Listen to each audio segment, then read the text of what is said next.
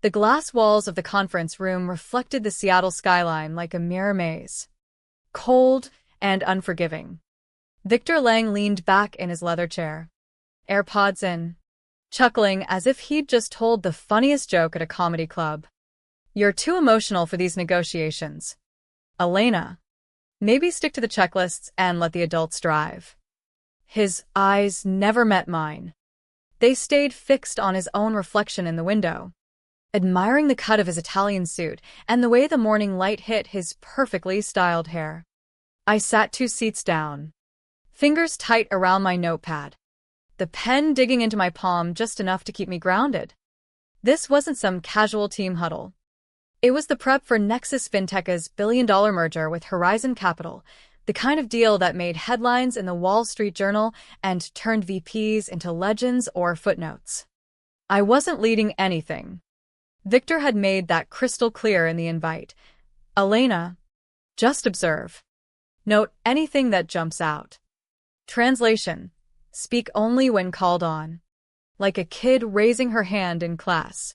I'd spent the weekend buried in every clause, every disclosure schedule, cross-checking against SEC guidelines and past filings.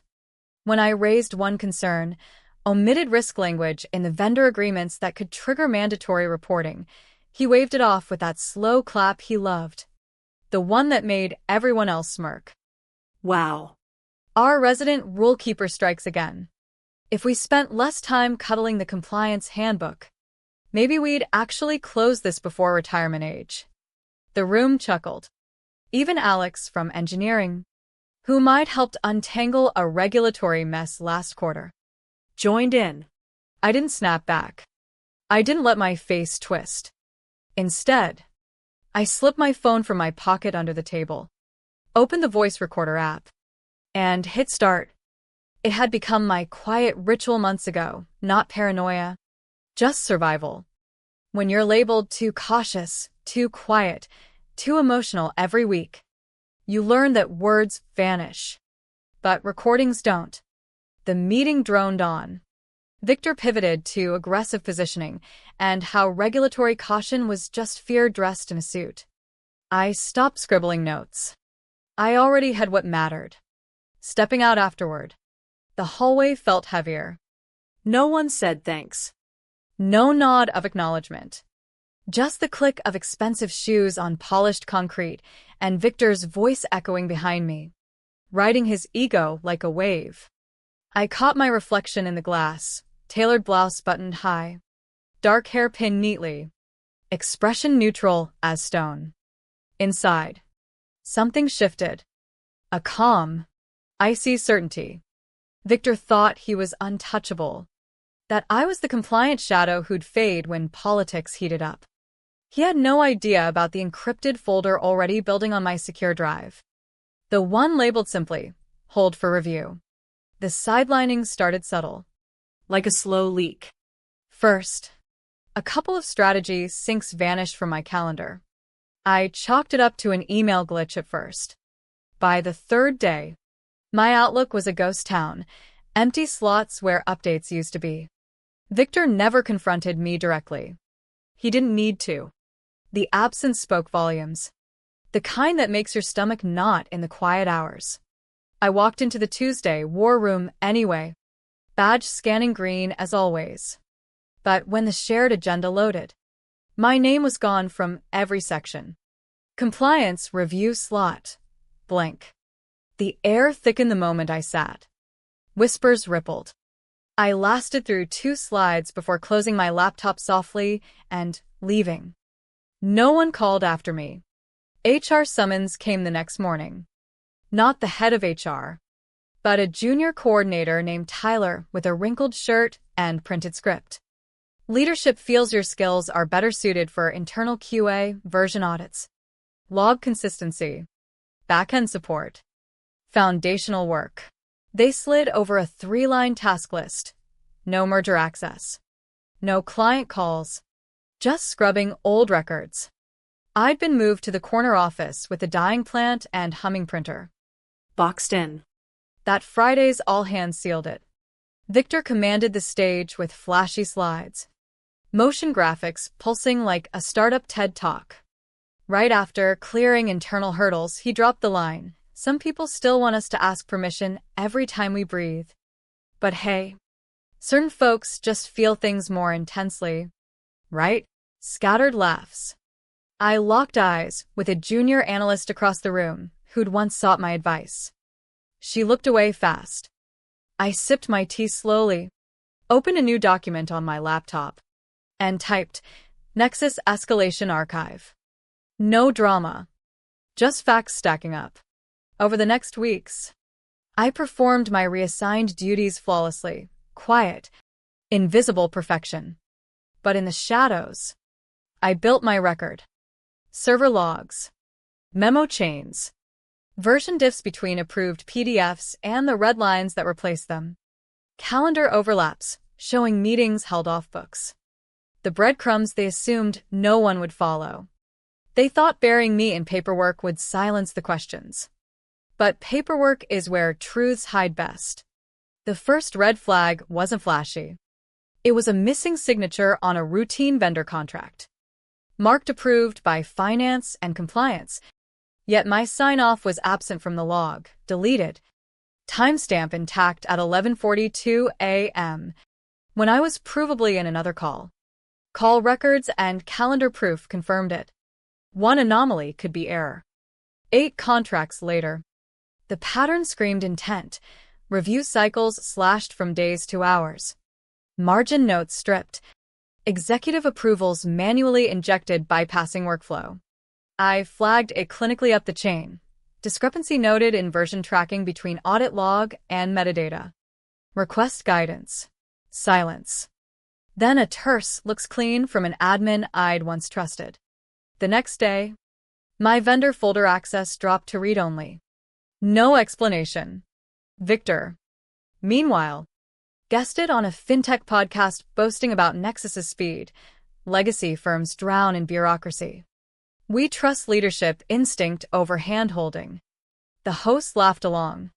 Hand-holding, his new favorite slur for legal diligence. I documented it all. A master spreadsheet, altered approvals color-coded, hyperlinks to originals, file hashes for integrity, hyperlinks to backups. No accusations. Just an airtight trail. I knew storming Victor's office or blasting emails would get me labeled hysterical and erased faster. Instead, I restructured my archive folder cleanly, adding a bottom nested directory. Hold for external review. Plain text. No caps. A quiet trail for when outsiders inevitably asked. The company memo landed midweek like a muffled alarm. Per legal. Compile documentation anticipating potential external review. No panic language. But veterans recognized the flair. SEC scrutiny was coming for the merger filings. It hit select inboxes. I caught it via an outdated distribution list they hadn't fully scrubbed me from. By lunch, whispers filled the halls. Legal huddled closed door with Victor and execs. No minutes. But hallway chatter leaked enough. Victor reportedly said, "We'll manage internally. Control the narrative, not the paper." Another exec nervously asked about overdisclosure. Victor laughed. Everything's excess until they demand it specifically. I sat in my QA corner. Resolve crystallizing, cold. Precise. Unshakable. They plan to bleach the archive. Polish it into something presentable. The same people who'd erased my sign-offs now believed they could outsmart federal watchdogs like a PR stunt. I opened my personal encrypted vault, the one never touched by company systems. Raw documents. Deleted threads restored. Margin annotations in Victor's hand. Too slow. Cut legal. Push through. Metadata mismatches. The voice recording from that first meeting, time-stamped and signed digitally.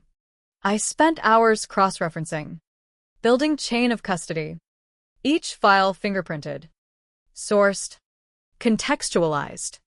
This wasn't rage or revenge. It was stewardship. They left the vault door cracked. I simply held the light. Their sanitized package assembled fast, 6 gigabytes zipped. Labeled Compliance Review Final V4. PDFs scrubbed of notes. Timestamps conveniently aligned. I watched the share populate. They hadn't yanked my residual permissions yet in the rush. I waited for their lunch break at the steakhouse down the block. Slack quieting. Then I copied my full archive, raw, unpolished, into the root directory beside theirs. No overwrite. No rename. Just the truth parked quietly next to the lie. Waiting for the right eyes. Directory tree verified. Everything indexed. Gated. Audio embedded under neutral notes. I logged off calmly. Hands folded like finishing a quiet puzzle. They thought chess. I'd already checked the king. 3 days later. The regulatory request arrived. Polite email from Oversight Branch demanding pre-merger compliance materials. No drama. Just precision. Internal panic ignited. Emergency zooms. Victor CC'd but silent, hiding behind back-to-backs. Team confirmed the polished archive uploaded. But checksum checks by a meticulous junior counsel revealed 2 similar folders. One nearly double size. She opened the larger one. Scrolled to flagged sections. Approval deltas. Embedded audio under initial prep call remarks. Play button. Victor's voice filled the war room. You're too emotional. Compliance is just hand-holding. Smug. Unfiltered. Room froze. Pen dropped. What the hell? Mouthed silently. Panic surged. This wasn't out of context. It was damning. Time-stamped. Submitted blindly to regulators. Frenzied calls erupted. Legal to comms. Comms to Victor unreachable on his private summit. I was on PTO. Out of office active. Quiet lake house. Tea in hand. Leaves rustling. Phone buzzed with archive notifications. Folder opened. Copied. Flagged. I didn't touch it. Damage was already spreading. First headline leaked Sunday night. Snippet quote, too emotional, buried in regulatory blogs. Investors noticed. By Monday, outlets amplified. We'll disclose what we want trended on LinkedIn in all caps.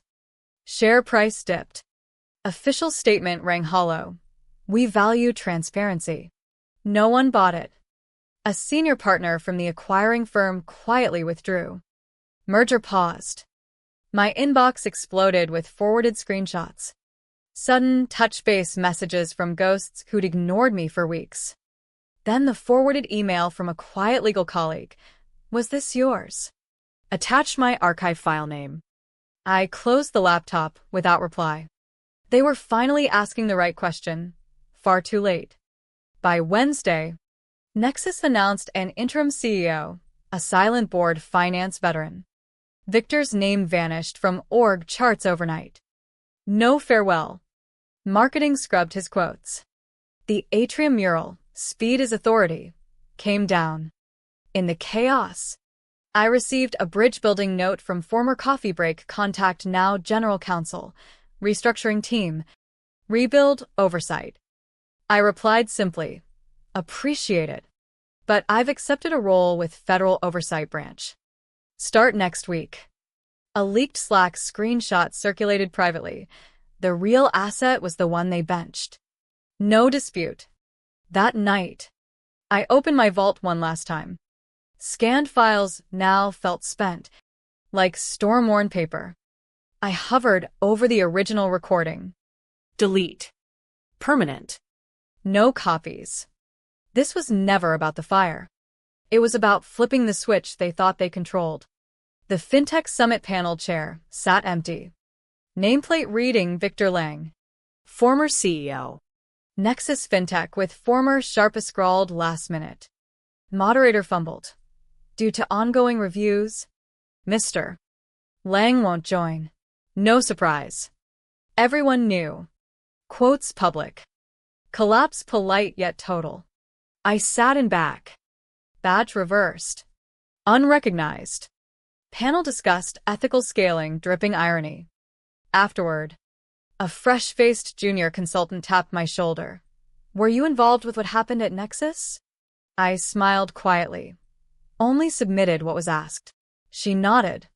The empty chair said enough. I walked out the back exit as always, no spotlight, no victory lap. They called me emotional. But facts never shout. They wait patiently to be heard. And when they finally speak, empires tremble. What would you have done? Stay silent? Or ensure the record told the truth? The question lingers long after the lights dim.